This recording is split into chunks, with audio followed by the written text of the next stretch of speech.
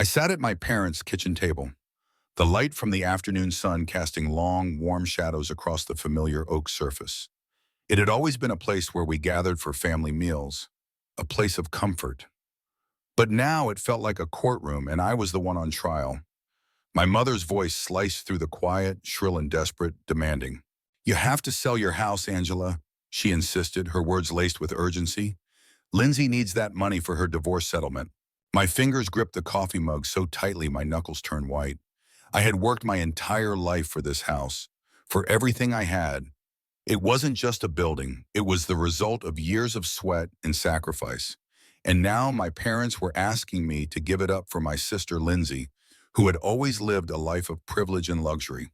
I looked at them both, my parents, the people who had raised me but had always treated me differently from Lindsay. "I worked 15 years for that house." My voice trembled as I spoke. "It's everything I have." My father scoffed, shaking his head dismissively. "What about family, Angela?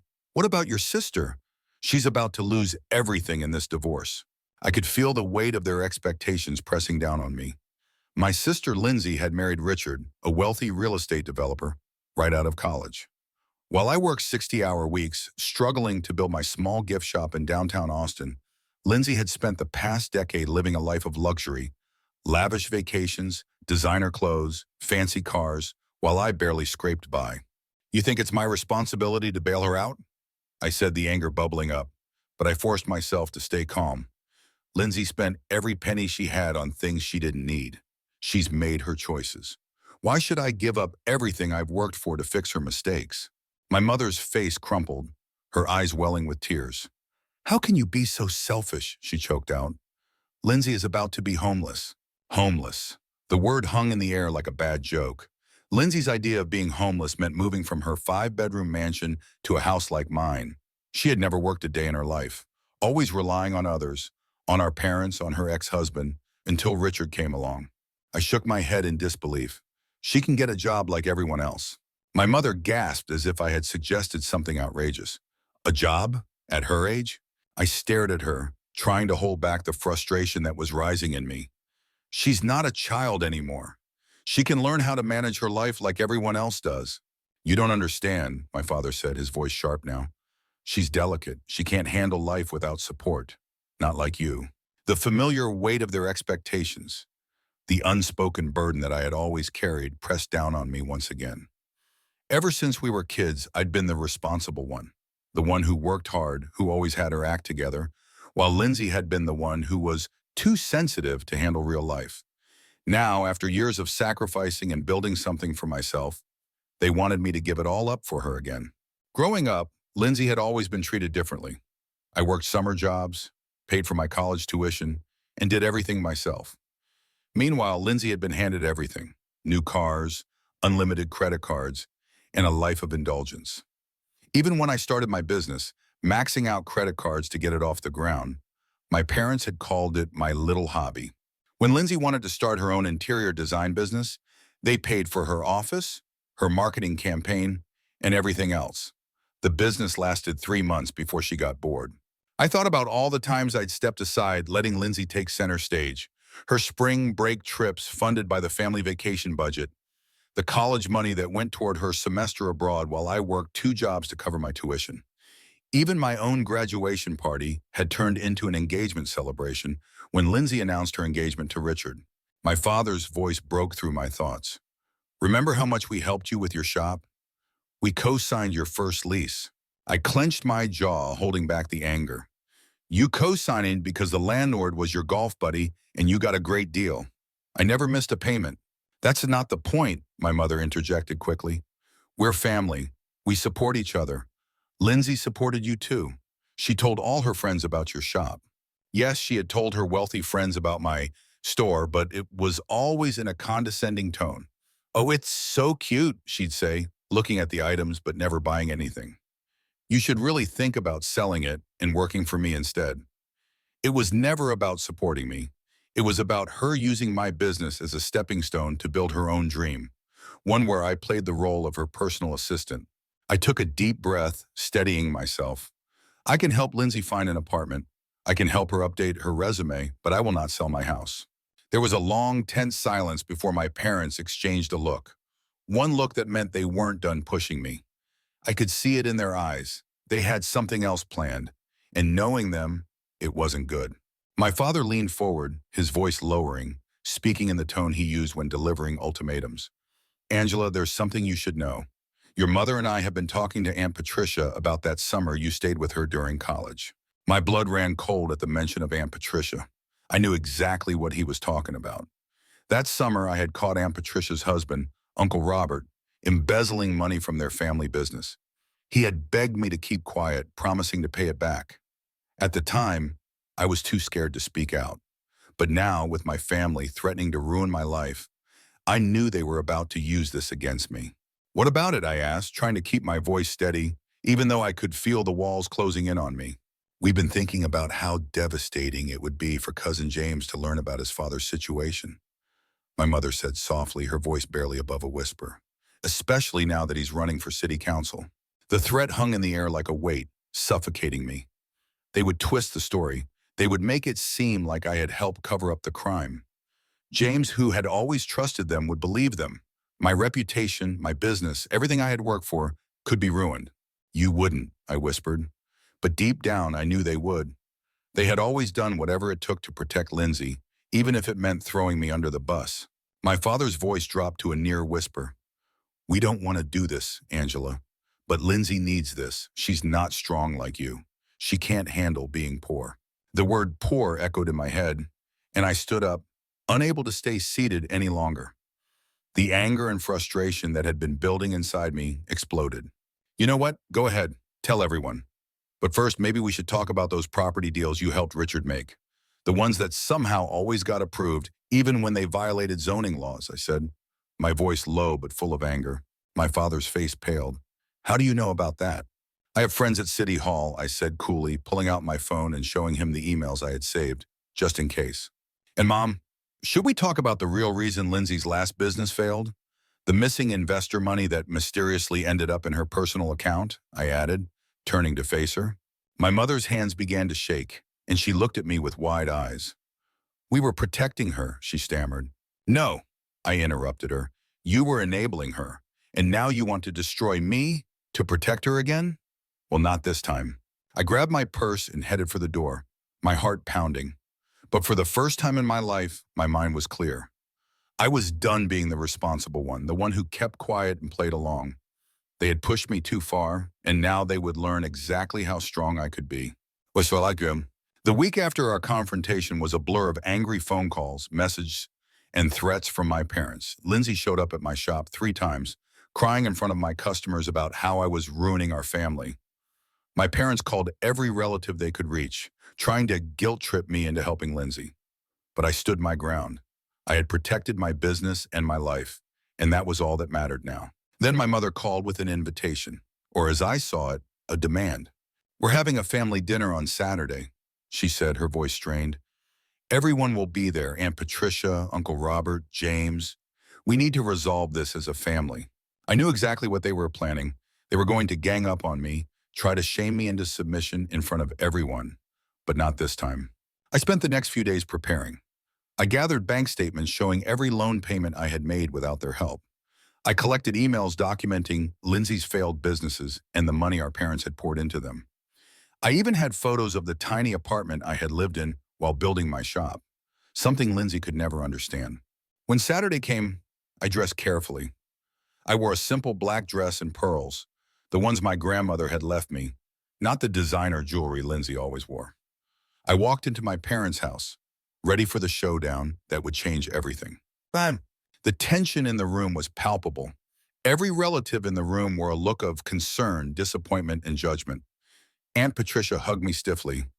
We're so worried about you, dear. This isn't like you. I smiled politely, but I noticed how she avoided looking me in the eye. Behind her, James stood, his campaign manager in tow. My mother had positioned Lindsay in the center of the living room, where she was dabbing her eyes with a handkerchief. Relatives patted her shoulder, all pretending to be concerned. Before we eat, my father said, his voice authoritative, we need to discuss something as a family. Angela, your behavior lately has been concerning to all of us. Us. I felt the weight of dozens of eyes turning toward me, all of them trained on me, ready to pass judgment. This was their power play, public shame as a weapon. I stood still, refusing to let them intimidate me, while my heart raced. I knew what was coming. My mother stepped forward, her lips already pressed into a thin line.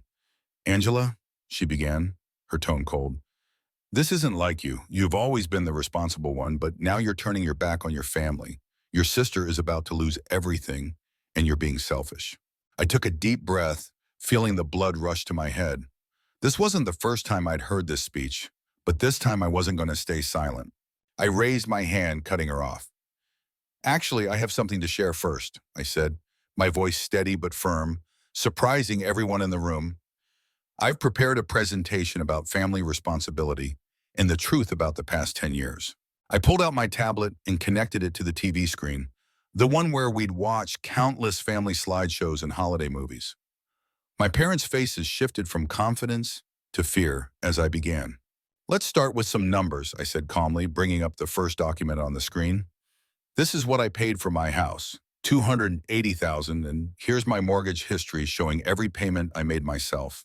Not a single penny came from anyone else." I could feel the tension in the room build as my parents exchanged looks of panic. My mother opened her mouth to protest, but I didn't give her a chance. "And here," I continued, switching to another document, "are Lindsay's bank statements from her interior design business. Notice how the money she received from investors, $75,000 in total, disappeared within 3 months. Not a dime was spent on actual business expenses." Lindsay jumped to her feet, her face turning bright red with anger. "Those were business clothes. I had to look professional," she snapped, her voice trembling. I swiped to the next document. "This is an email exchange between Dad and Richard about the Henderson property deal," I said, showing the email on the screen. "The one that magically got rezoned after thousands of dollars in consulting fees changed hands." The room was completely silent now. Aunt Patricia clutched her pearls, and James, who had been standing next to his campaign manager, suddenly seemed very interested in the screen. His campaign manager leaned in closer, watching the documents with keen eyes. My father's face turned an alarming shade of red. He opened his mouth to speak, but I kept going. "Let's talk about more recent history," I said, swiping to the next document. "Here's the prenup Lindsay signed, waiving her rights to Richard's business assets. And here's her credit card statement from last month, $30,000 at Gucci while she was crying about being broke." The room had gone completely silent. Even my cousins, who had been whispering among themselves, stopped talking. Lindsay's tears had dried up, and she sat in stunned silence. I turned to face my family, all of them staring at me now with expressions ranging from disbelief to suspicion. "You see," I said, my voice unwavering, "I've kept quiet for years. I watched Lindsay blow through money while I built something real. I listened to lectures about family duty while she spent and spent, but I won't be blackmailed into giving up everything I've worked for." My mother's voice shook with emotion. "How dare you," she said, her tears now flowing freely. "After everything we've done for you, everything we've given you." I laughed bitterly. "Let's talk about that too, Mom. Here are my college tuition receipts showing how I paid my own way. Here's the lease for my shop with the family discount that actually charged me above market rate. You think that's support?" My father slammed his hand on the table. "Enough," he shouted. "This is private family business." "No," I replied, standing tall. "You made it public when you invited everyone here to gang up on me. You wanted to talk about family? Let's talk. Let's really talk." Lindsay, her face streaked with tears, bolted from the room, unable to handle the confrontation. My mother chased after her, calling her name desperately. The campaign manager, seeing that things had gone sideways, quickly grabbed his phone and began making calls. Several relatives, clearly uncomfortable, found reasons to leave, retreating to other rooms or making excuses. I stood my ground, my tablet in hand, watching the carefully constructed narrative of my parents crumble around them. I felt a strange sense of liberation. This was the moment I had been waiting for. The moment I stopped being the one who always sacrificed for others. Bah. My father tried one last time to regain control of the situation. "If you don't delete those emails right now," he hissed, his voice low and threatening, "you'll regret it." I didn't flinch. "I already sent copies to my lawyer," I said calmly, my voice steady, And if anything happens to me or my business, those emails will go straight to the ethics board. Aunt Patricia, her face pale, stepped between us. Robert, she said, her voice shaking, perhaps we should discuss James's campaign situation privately. She gently steered my father away, and I was left standing in front of my mother, who had returned from chasing Lindsay. How could you do this? My mother demanded, tears streaming down her face. She's your own sister. Like how you tried to destroy my reputation to help her? I cut her off, my voice sharp. Or how you covered up her embezzlement. My mother's face crumpled, and for the first time, I saw the cracks in the facade she had worked so hard to maintain. As I gathered my things to leave, I could hear my mother spinning the story already. Poor Lindsay, horrible Angela, ungrateful daughter, she muttered. But it didn't matter anymore. The truth was out, and I was free. Angela, my father called out as I reached the door. When you've calmed down, don't call me, I said, turning to face him. Don't come to my shop. Don't contact me at all. I mean it. And with that, I walked out of the house, feeling lighter with every step. My phone buzzed with messages, probably relatives choosing sides, but I ignored it. I had protected what was mine, and that was all that mattered.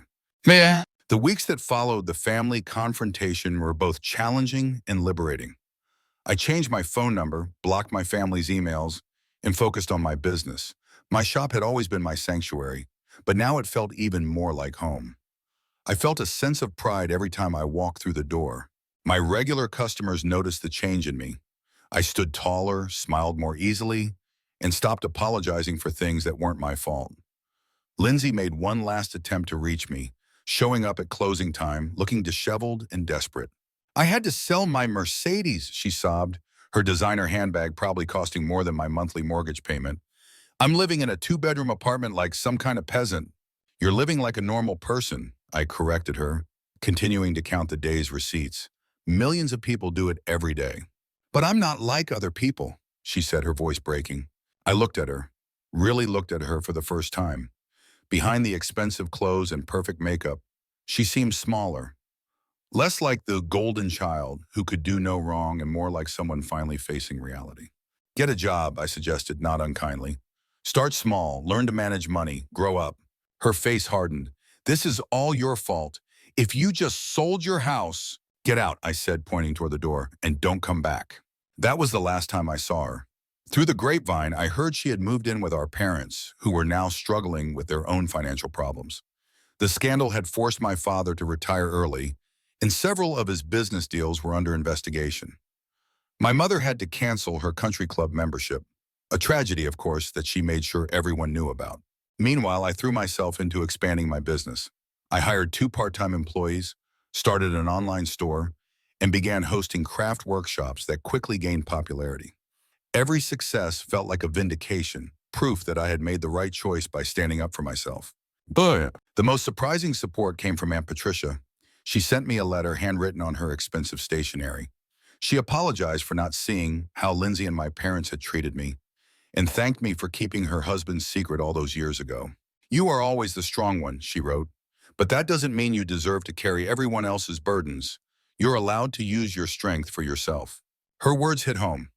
I had been strong for too long, too strong for too many. Breaking free wasn't weakness. It was finally having the courage to use my strength for myself.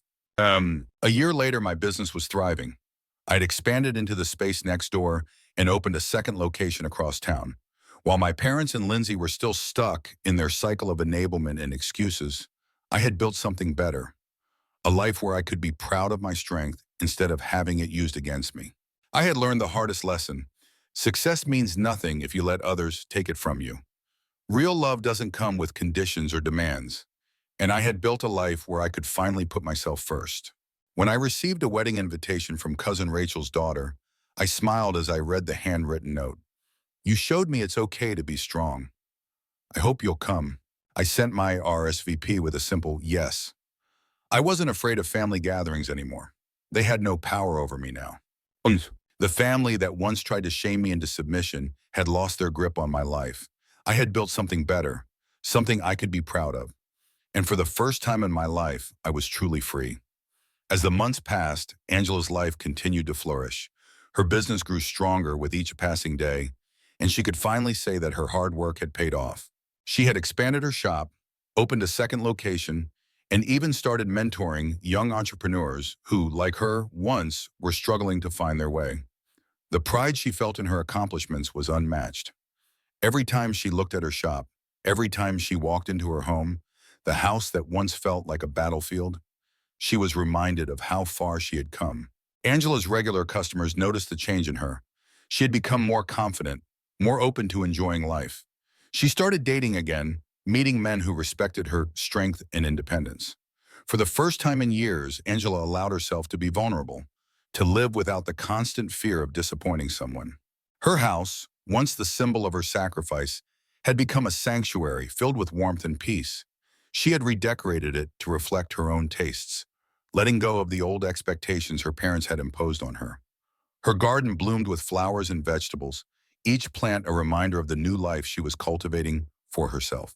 One afternoon, Angela sat on her porch, a cup of tea in hand, looking out over her flourishing garden. She thought about everything that had happened, how her family had tried to tear her down, how they had manipulated her for so long. But now she felt stronger, wiser, and free. The sense of relief she felt when she finally stood up for herself was something she would never trade for anything in the world. As she watched the sun set, casting a warm glow over the flowers she had planted with her own hands, Angela realized that she was exactly where she was meant to be. Her journey wasn't easy, but it was hers, and that made it all the more meaningful. She had fought for her independence, for her freedom, and she had won. And with that victory, she had found a peace she never thought possible. Thank you for following Angela's journey to reclaim her life. What about Angela's story resonated with you the most? Have you ever found yourself in a similar situation where you had to choose between family obligations and your own happiness? Let us know your thoughts and experiences in the comments below. If you enjoyed Angela's story, don't forget to like, share, and subscribe. Let's continue to build a community where we can support each other in standing up for ourselves, finding our strength, and living the life we deserve. Share this story with someone who might need the reminder that it's okay to put yourself first. Stay tuned for more empowering stories. You never know what might inspire you next.